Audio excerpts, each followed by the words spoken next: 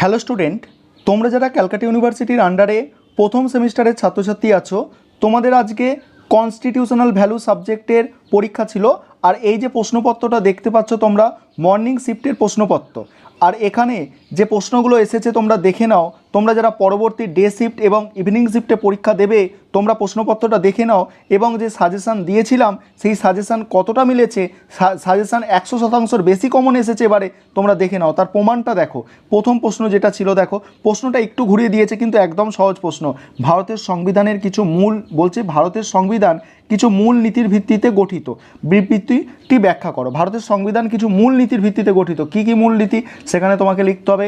3 নম্বর যে চ্যাপ্টার ছিল তোমাকে সার্বভৌমত্ব, সমাজতান্ত্রিক, ধর্মনিরপেক্ষ, গণতান্ত্রিক, প্রজাতন্ত্র, এগুলো সংক্ষেপে কিছু কিছু করে লিখে দিতে হবে। ঠিক আছে, কি বললাম? সার্বভৌম, সমাজতান্ত্রিক, ধর্মনিরপেক্ষ, গণতান্ত্রিক, প্রজাতন্ত্র, এইগুলো এখানে কিছু কিছু করে লিখতে হবে।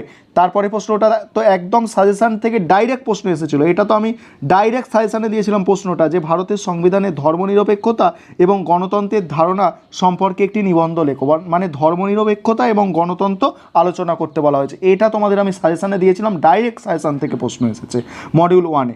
দেখো তারপরে কি আছে, মডিউল 2-এ কি প্রশ্ন আছে? মডিউল 2-এ প্রশ্ন আছে, দেখো দুটো প্রশ্নর মধ্যে দুটো প্রশ্নই কমন ছিল। প্রথম প্রশ্ন যেটা ছিল, আর এইটা তো দ্বিতীয় যে প্রশ্ন, ভারতের সংবিধানের 51 নম্বর ধারার ওপরে একটি নিবন্ধ লেখো। এটা আমি চেল্লে কাল থেকে বলছি যে এটা ভালো করে তৈরি করো, এটা কমন 100% কমন। দিল তো আজকে কমন প্রশ্ন, দেখে নাও তোমরা। ঠিক আছে, তারপরে দেখো প্রথম প্রশ্নটা কি ছিল। প্রথম প্রশ্ন ছিল ভারতের সংবিধানে মৌলিক দায়িত্ব উদ্ভবের প্রেক্ষাপট আলোচনা করো।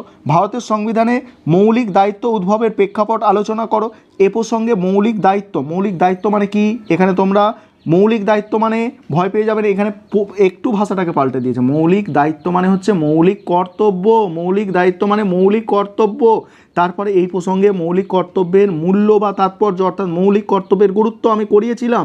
মৌলিক কর্তব্যের গুরুত্ব বিশ্লেষণ করো। দেখো প্রথমেরটা 10 নম্বর, তারপরেরটা হচ্ছে 15 নম্বর। এই প্রশ্নটা তো লিখবে তোমরা, এই প্রশ্নটা লিখবে যেটা 51 ক নম্বর ধারা। এটা তো 100% কমন। ঠিক আছে, 100% কমন ছিল।